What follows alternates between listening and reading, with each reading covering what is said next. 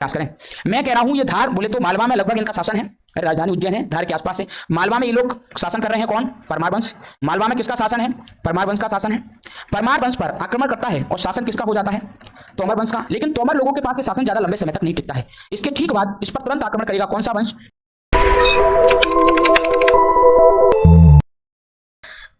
Patience के साथ अगर आप ध्यान से सुनेंगे तो पूरी चीजों को बारीकी से पढ़ पाएंगे। पहली बात है बेटा परमार वंश, राजपूत वंशों का तीसरे नंबर पर जो हम जाति पढ़ रहे हैं जिसको हम परमार वंश कहते हैं। कौन सा वंश कहते हैं? परमार। कुछ लोग परमार वंश से बिलोंग भी करते होंगे, तो आप भली भांति अपने वंश के बारे में जान सकते हैं। ये शासन कब से कब तक कर चुके हैं? 9वीं सदी से लेकर के 12वीं सदी तक, यानी इनका समयकाल क्या रहा? 900 AD से स्टार्ट होता है, कहां तक? 1200 AD के बीच। ये टाइम पीरियड जो रहा बेटा वो किसका रहा है? परमार वंशों के शासनकाल का। ऐसा नहीं कि इस समय दूसरे राजा शासन नहीं कर रहे थे, दूसरे वंश शासन नहीं कर रहे। मैं कह रहा हूं कि क्षेत्रीय शासन आ चुका है और ये उत्तरी भूभाग में राजपूत वंशों का क्या चल रहा है? शासन। इसमें हम पीछे दो वंश को बारे में भली भांति पढ़ चुके हैं, गुर्जर प्रतिहार वंश, दूसरा गहडवाल वंश, तीसरा हम पढ़ रहे हैं कौन सा? परमार वंश। बोले तो ये भी उत्तर की दिशा में काम कर रहे हैं। बेटा इनकी जानकारी देने वाली जो किताब है इसका नाम क्या है? नवसाहसक चरित है, जो कि पद्मगुप्त के द्वारा लिखी गई है। प्रबंध चिंतामणि है, मेरुतुंग के द्वारा लिखी गई है। और इन दो लोगों के द्वारा इनका क्या किया गया है? विवरण। बहुत ज्यादा इंपॉर्टेंट बात नहीं है, इंपॉर्टेंट बात होती है बेटा इनका मूल निवास। क्या होती है? मूल निवास, यानी इन लोगों का मूल निवास कहां पर है? हमने देखा बेटा परमार शब्द का अर्थ होता है शत्रु का नाश करने वाला। परमार शब्द का मतलब क्या है? शत्रुओं का नाश करने वाला। आगे हमने पढ़ा इनका जो मूल स्थान है वो माउंट आबू या फिर राजस्थान हम लिख सकते हैं। बोले तो परमार का मुख्यतः या फिर हम जन्मस्थली या परमार जो वंश हुआ है उसका मेन प्लेस जो है जिसको हम क्या बोलेंगे? राजस्थान। और राजस्थान में एक जगह है जिसको हम क्या कहते हैं? माउंट आबू नाम का पर्वत है, वहां से इनकी उत्पत्ति मानी जाती है। ये वर्ड बहुत इंपॉर्टेंट है, मैं हर बार इसी चीज को अंडरलाइन करवाऊंगा। मूल निवास, जानकारी के स्रोत थोड़ा हमें पढ़ना पड़ेगा, बकाया हम भली भांति चीजों को समझ पाएंगे। चलो, परमार वंश का राज्य जो है मालवा में स्थापित हुआ। ये राष्ट्रकूट शासकों के क्या कहलाते हैं? सामंत। ये लाइन भी बहुत इंपॉर्टेंट है, पूछा जाएगा कि परमार वंश के जो लोग थे वो किस वंश के सामंत थे? सामंत कौन होता है? मैं आपको भली भांति बता चुका हूं। सामंत एक तरीके से वो लोग होते हैं जो राजा के नीचे छोटे राजा होते हैं। बात समझ पाए? जैसे मैं मुख्य एरिया का एक राजा हूं, मेरे नीचे जितने भी लोग नियुक्त होकर के काम कर रहे हैं वो क्या कहलाएंगे? सामंत। आज हम वर्तमान में अगर हम पूछना चाहें कि प्रधानमंत्री का सामंत कौन होता है तो जवाब देंगे मुख्यमंत्री होता है। बात समझ रहे हैं? यानी कोई एक हेड होगा और उस हेड के नीचे सब हेड लोग बैठे होंगे, उन्हीं को हम क्या कहेंगे? सामंत। तो इनके एक किन लोगों के सामंत थे? राष्ट्रकूट वंश के सामंत थे। आगे कंटिन्यू करते हैं बेटा। उत्पत्ति, ये भी बहुत इंपॉर्टेंट है। इनकी उत्पत्ति किस किताब के अनुसार? चंद्रवरदाई के द्वारा लिखी गई एक किताब है जिसका नाम क्या है? पृथ्वीराज रासो। कौन सी किताब लिखी गई है? पूछा जाता है परमार वंश का वर्णन किस किताब में दिया गया है तो जवाब जाएगा चंद्रवरदाई के द्वारा लिखी गई एक किताब है जिसका नाम है पृथ्वीराज रासो। उसमें इनका वर्णन मिलता है। और इनकी उत्पत्ति कहां से बताई गई है? माउंट आबू से। इसीलिए मैंने अभी क्या कहा था कि इनका मूल निवास कहां है? राजस्थान, माउंट आबू में। राजस्थान में किस जगह पर है? माउंट आबू में। अरे भैया मैं जिस जगह जन्मा हूंगा वही तो मेरा मूल स्थान होगा। भाई मैं मुरैना में पैदा हुआ हूं। अब पूछा जाए आपसे इंद्रवीर सर का मूल स्थान, आप कहोगे ग्वालियर। अरे रहने वाला स्थान कभी भी मूल स्थान नहीं कहलाता। जिस जगह व्यक्ति का जन्म होता है उसी को हम मेन प्लेस कहते हैं, परमानेंट एड्रेस कहते हैं। बात समझ पाए कि नहीं? तो मूल स्थान इन लोगों का कहां है? माउंट आबू, जो कि कहां पड़ता है? राजस्थान में। बात क्लियर होगी? तो इनकी उत्पत्ति भी यहां से हुई। ऋषि वशिष्ठ के द्वारा किए गए अग्निकुला या अग्निकुंड से मानी जाती है। पीछे भी मैं ऐसा ही कुछ पढ़ा के आया हूं। किसका जन्म ऋषि वशिष्ठ के द्वारा अग्निकुंड से हुआ है? किस वंश का जन्म है? कौन सा? राजपूत। ये वर्ड अभी वंश स्पेशल नहीं पढ़ा था। मैंने कहा था जब मैं राजपूतों के बारे में पढ़ा रहा था तब मैंने स्पष्ट कहा था कि विदेशी और देशी दोनों मत हैं। कुछ लोग विदेशी उत्पत्ति मानते हैं और विदेशी उत्पत्ति किससे मानते हैं? शक और कोषाण। इस बात को याद रख लेना, क्योंकि इतने बारीकी से पढ़ाने के बाद, कहानी लिंक कराने के बाद अगर बेटा फिर भी कहानी को भूलोगे तो खेल खराब है। मैंने कहा विदेशी उत्पत्ति में शक और कोषाणों से इनकी उत्पत्ति को माना जाता है, लेकिन देशी उत्पत्ति में ऐसा बताया गया है कि गुरु वशिष्ठ जो हुए थे उन्होंने अग्निकुंड पर हवन करवाया और वहां से राजपूत वंश की क्या होती है? उत्पत्ति। इसमें पहला एग्जाम्पल आपको किसके तौर पर दिखाई दे गया है? परमार वंश के तौर पर दिखाई दे गया है। आगे चलते हैं बेटा। प्रमुख शासक, मैं शासक के नाम पढ़ाऊंगा, बस ये हेडिंग छोड़ूंगा। केवल पहला शासक कौन है? उपेंद्र राज। अगर उपेंद्र राज पहला शासक है तो मुझे बताओ ये फाउंडर हो सकता है कि नहीं हो सकता? अरे जो भी किसी भी वंश का फर्स्ट अगर किंग होगा दैट इज कॉल्ड फाउंडर। उसको हम उसका फाउंडर मान सकते हैं। वो एक अलग बात है कि वो रियल फाउंडर है कि वो नॉन रियल फाउंडर है, वो क्लियर नहीं होगा, लेकिन एज ए फाउंडर तो वो क्लियर हो सकता है ना। तो हमने इस बात को समझने का प्रयास किया कि संस्थापक के रूप में कौन जाना जाएगा, हमेशा उपेंद्र राज जाना जाएगा। कौन जाना जाएगा? जो कि भली भांति आगे का वर्णन लिखा, उज्जैन मालवा में ये सब कुछ कर चुके हैं। मैं अगला शासक पढ़ा रहा हूं, कौन सा? सियक द्वितीय। कौन सा पढ़ा रहा हूं? सियक द्वितीय। मैंने कहा इसको स्वतंत्र परमार राज्य का क्या कहते हैं? संस्थापक। इसीलिए मैंने कहा है, मैंने फाउंडर के आगे कोई कंडीशन नहीं लगाई।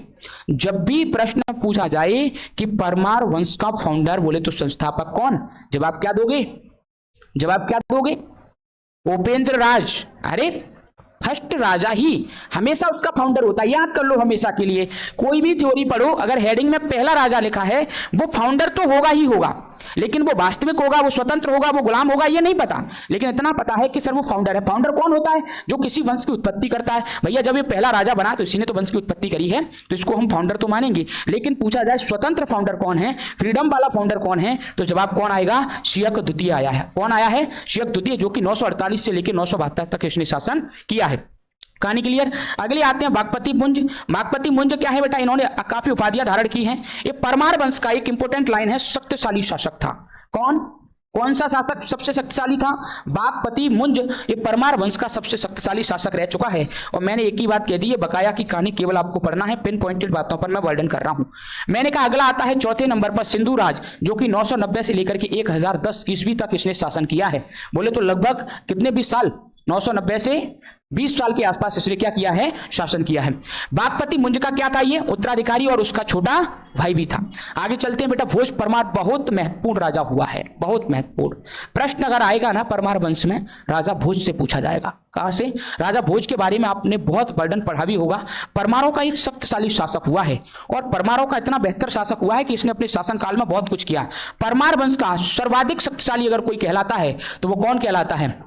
कौन कहलाता है? राजा भोज। और किसी की शक्ति का प्रदर्शन अगर जानना हो तो उसका दिया गया शासनकाल का समय बता देता है। ये बात आप हमेशा याद कर लो। वर्तमान तो वास्तविकता में उसके शासनकाल से हम ये बात बता देते हैं कि इस व्यक्ति के पास कितनी शक्ति थी, और इसका इस शासनकाल बता रहा है कि ये 1010 से लेकर 1055 तक, बोले तो इसने 45 वर्षों तक शासन किया है। 45 ईयर्स तक किसी व्यक्ति का शासन में टिकना कोई मजाक थोड़ी होता है। उसकी खासकर उस समय के सिस्टम में, जिस समय चारों तरफ से आक्रमण हुआ करते थे, उस समय अगर कोई व्यक्ति अपने राज्य को अच्छे और भली भांति तरीके से चला पा रहा है तो बेटा उसके पास बहुत बड़ा पावर है। तो हम क्या कह सकते हैं कि राजा भोज कैसा था? सर्वशक्तिशाली शासक था। बहुत इंपॉर्टेंट टॉपिक, इसको मैं पूरा पढ़ाना चाहूंगा। ये बेटा धार मध्य प्रदेश में इसकी राजधानी है। ये हमारे मध्य प्रदेश से ही जुड़ा हुआ भूभाग कवरेज करके घूम रहा है। इसका उपाधि इसने जो धारण करी है वो कविराज धारण करी है। इसकी उपाधि क्या है? बोले तो एक कवि था एक तरीके से, तो इसने कहा मैं कवियों का राजा हूं, नाम हो गया कविराज। क्या हो गया? कविराज। आगे चलेंगे बेटा। पत्नी का नाम क्या है? लीलावती, जो कि एक विद्वान थी। इसकी वाइफ कौन थी? विद्वान। प्रश्न पूछा जाएगा राजा भोज की पत्नी का नाम, जवाब जाएगा लीलावती। क्या जाएगा? बताइए निम्न में से नहीं पूछा जाएगा विद्वान या विदुषी महिला निम्न में से कौन है, तो जवाब जाएगा लीलावती। कहानी समझ पाए कि नहीं? आगे चलते हैं बेटा। दरबारी विद्वान की बात कर ले तो वैदिक साहित्य का प्रसिद्ध टीकाकरण इसने करवाया था। राजा भोज महान कवि भी था, इसलिए इसने अपने नाम के आगे कौन सी उपाधि धारण करी है? महान कवि होने के कारण कौन सी उपाधि?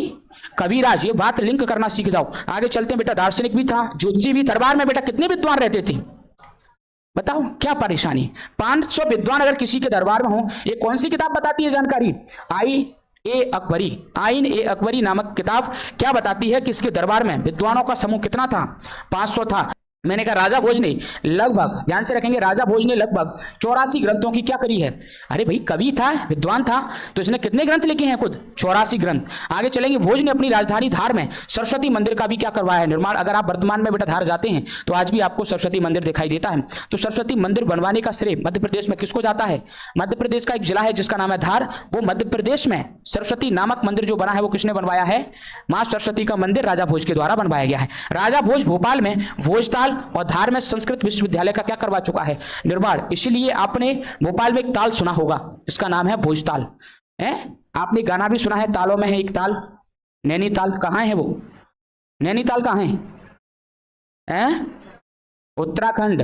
गाना सुना है बाकी सलैया हैं? कह रहे सर ये तो सब सुना, इनकी तो टेंशन नहीं लो, इसमें तो हम माहिर हैं। चलो खैर कोई बात नहीं। मैंने कहा भोपाल में भी एक बहुत विशालकाय तालाब है बेटा, अगर आप जाते हैं भोपाल में कभी, अगर आपका सेंटर पर एग्जाम देने जाओ, घूमने जाओ, तो आप देखना भोपाल को भी तालों की नगरी कहा जाता है। भोपाल को भी क्या कहा जाता है? तालों की नगरी। तो अगर हम भोपाल में जाते हैं तो बड़े बड़े ताल दिखाई देते हैं, इसमें से एक ताल है जिसका नाम है भोज ताल। उस भोज ताल का निर्माण किस व्यक्ति के द्वारा करवाया गया है? राजा भोज के द्वारा करवाया गया है। आगे हम पढ़ेंगे बेटा, आगे हम पढ़ेंगे उत्तराधिकारी की बात करें तो इसका कौन रह चुका है? जयसिंह प्रथम, उदयादित्य, लक्ष्मण देव, नरवर वर्मा, इनकी कोई ज्यादा आवश्यकता नहीं है, ये अयोग्य और कमजोर शासक थे, ये बात समझ लो। इसके जो उत्तराधिकारी हुए हैं, आगे आने वाले शासक हैं, कमजोर थे। 13वीं शताब्दी में के आरंभ में तोमरों ने परमार वंश का क्या कर दिया था? अंत कर दिया था, इस बात को याद कर लो। तोमर वंश ने 13वीं शताब्दी में पहुंच करके इस वंश का क्या कर दिया है? समापन कर दिया है। क्यों? क्योंकि राजा भोज के बाद जितने भी शासक आए हैं वो सब कमजोर हैं, और जब सत्ता कमजोर हो जाती है तो आक्रमण चारों तरफ से होते हैं, अंततः उस सत्ता का क्या हो जाता है? विनाश हो जाता है। ये बात हम भली भांति लगातार पढ़ते चले आ रहे हैं। कोई शक सवाल है किसी को? चलो, तो परमार वंश की सत्ता का समापन किसके द्वारा हुआ है? तोमरों के द्वारा हुआ है। आगे कहेंगे उसके बाद चौहान वंश का, और अंततः 1297 में अलाउद्दीन खिलजी के सेनापति जिसका नाम क्या है? नसरत खां। ये बहुत इंपॉर्टेंट प्रश्न है, नसरत खां अंडरलाइन कर रहा हूं, बार बार ध्यान रखना। नसरत खां उलुग खां ने मालवा पर क्या कर लिया था? अधिकार। ध्यान से सुनने का प्रयास करें। मैं कह रहा हूं ये धार बोले तो मालवा में लगभग इनका शासन है, राजधानी उज्जैन है, धार के आसपास है। मालवा में ये लोग शासन कर रहे हैं, कौन? परमार वंश। मालवा में किसका शासन है? परमार वंश का शासन है। परमार वंश पर आक्रमण करता है और शासन किसका हो जाता है? तोमर वंश का। लेकिन तोमर लोगों के पास ये शासन ज्यादा लंबे समय तक नहीं टिकता है। इसके ठीक बाद इस पर तुरंत आक्रमण करेगा कौन सा वंश? चौहान वंश। कौन सा वंश? चौहान वंश। और चौहान वंश भी ज्यादा लंबे समय तक नहीं टिक पाएगा। हमारे भारत पर 1000 बोले तो 11वीं सदी के बाद इनका आक्रमण होना प्रारंभ हो जाता है। बोले तो 808वीं सदी से ही प्रारंभ हो गया था, लेकिन प्रकोपकारी जो आक्रमण है वो आपको 1000 जो एडी के बाद, ईस्वी के बाद आपको दिखाई देगा। और इस पर आक्रमण कौन करता है? अलाउद्दीन खिलजी। और वो अलाउद्दीन खिलजी क्या करेगा? कहीं ना कहीं इस एरिया को अपनी एरिया में कब्जे में लेगा। उसके तो सेनापति हैं जो इस युद्ध को जीतने का काम करते हैं, जिनका नाम क्या है? नसरत खां और उलुग खां। और अंततः ये साम्राज्य किसके कब्जे में पहुंच जाता है? अंततः ये साम्राज्य अलाउद्दीन खिलजी के कब्जे में पहुंच जाता है। तो परमार वंश जिस जगह शासन कर रहे थे, तोमरों ने उनसे छुड़ाया। सीधी भाषा में तोमर ने वहां से, तोमर ज्यादा समय तक नहीं टिक पाए, चौहान पहुंच गए। चौहान भी ज्यादा लंबे समय तक नहीं टिक पाए। कौन पहुंच गया? अलाउद्दीन खिलजी। और अलाउद्दीन खिलजी के 2 सेनापति हुए हैं जिनका नाम क्या है?